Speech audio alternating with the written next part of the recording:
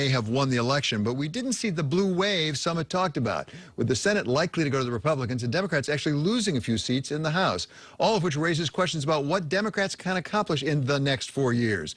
For some answers, we welcome now Democratic Congresswoman Joyce Beatty, who is throwing her own hat in the ring to become the head of the influential Congressional Black Caucus. So, Congresswoman, thank you so much for being back with us. Tell us about this chairmanship of the Congressional Black Caucus. As I say, you would not seek that if there wasn't something you wanted to do with it once you got it. What do you want to do?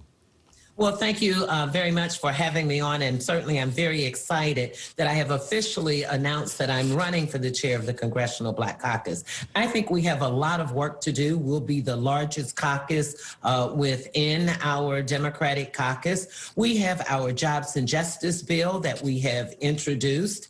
We also have the George Floyd Policing Act. And most recently, President Trump announced that he was stopping all diversity and inclusion training. And we know what that's code for. We know what that means to us because we know what we have to lose. So I have a piece of legislation, of course, that reinstates that. And now we have sent to President-elect Biden and the transition team a letter asking him to put that on their list, because certainly that's important to us, but it's important to all of America. So Congressman, in my experience, and you have a lot more experience on this than I do, every election is a bit of a snapshot of the country. It tells us something about who we are as a country. What lessons do you think the Democratic Party should take away from this? Because you did lose a few seats in the House. It doesn't look like necessarily you captured the Senate, despite what the polls had said. Does it tell you something about the attitude of the country? Because I know Jim Clyburn, the third-ranking Democrat in the House of Representatives, says, for example, we really should not be trumpeting too hard the defund the police. We should back off that.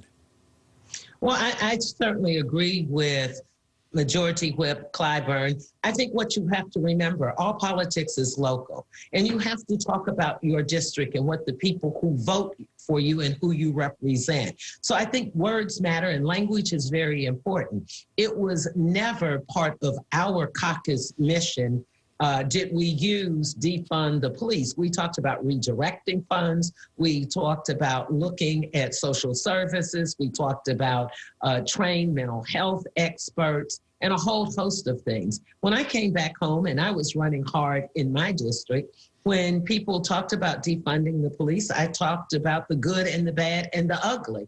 And we have a strong message about how we think we can build on and improve on. And certainly you learn from every election. And I think the people have given us a lot of direction about what they want. But one thing I know for sure, they're dancing in the streets that Democrats are in charge and that President Biden, President-elect Biden and Vice President-elect Kamala Harris are at the head of our ticket. And listen, there was a lot of celebration we saw around the country. At the same time, are you concerned at all that President Trump actually improved his performance among non-whites, and particularly among blacks, where among black men, he's now up to 18%. He was at 13. Even among black women, he doubled it. Now, it's from 4 to 8%. Let's be clear. It's not huge numbers. But he certainly made some inroads there. Were you surprised by that? Does it give you any concern? I'm not necessarily surprised. I think when you're an elected official, you look at all the numbers and you look at all the reasons, and you never say that you're not concerned. Am I overly concerned? Absolutely not. And I think you have to look at it just as you said, the percentage of what? Let's look at the percentage of Black Americans who came out and voted. Let's look at the number of Black and Brown, Latinx women and individuals who came out. Let's look at the great diversity and the democracy and the millions of people, the largest number of people who have ever voted for a president in the United States. I think that tells you what the people think about Donald Trump and his administration. And that trumps everything. Congressman, come January, we're going to have a clean sheet of paper here, certainly with the presidency, but in the Congress as well. If you were advising, as I'm sure you will, President Biden, when he's president, and his administration, what would be the first thing you'd like to see them act on? Well, I think the first thing they have to do as we bring this country together is to deal with COVID-19.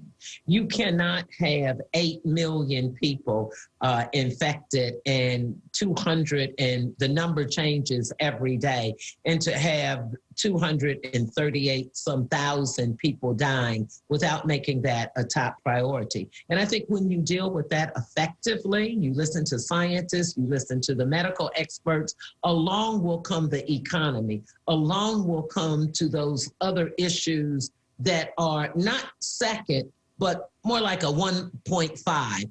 There's so many things because of the pandemic. We know it's healthcare, but we know there's economic turmoil, and we know there are social justice issues. So I think they'll do a great job of blending it. One thing that I'm most impressed with, President-elect Biden has already gotten started. He's put people in place to deal with COVID-19. He's talking about announcing a chief of staff. He's looking at individuals to come into key places to help us build back better this great America we live in. Yeah, so Congressman, finally, what about the voting system itself? Do you think reform needs to be made there that Congress should help with? Well, I think when we look at the voting system and the number of people who voted in the midst of COVID-19, we ought to be saying thank you to all of those individuals who worked and counted those thousands and thousands of ballots long after the election day. I think we learn each time we have a process, but I'm very proud that how we treated it and that President-elect Biden insisted that we wait. You know, we were also anxious to wake up on Wednesday morning and say, yes, we won. But it was, you have to remember, it was this President-elect who said to us, be patient. And the reason he wanted to do that, he understands everyday people. He understands when people wait in lines and they want to vote, or if they voted early, or if they were overseas, that their vote should count. I feel really great about every vote counting. Yeah, not to mention all those poll workers who worked through the night so many times. Yes. It's really, really noble. Thank you so much. Always a pleasure to have you with us. That's Congresswoman Joyce Beatty, Democrat of Ohio. This is Balance of Power on Bloomberg Television and on radio.